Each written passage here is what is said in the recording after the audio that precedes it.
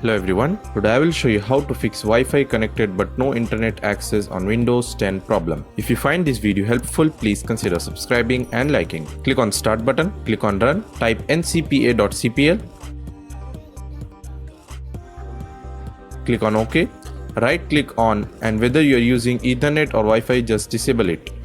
Again right click and enable it.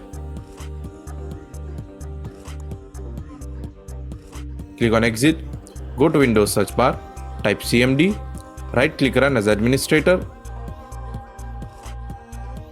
Copy the first link from description and paste it. Click enter. Copy the second link and paste it. Click enter. Copy the third link and paste it.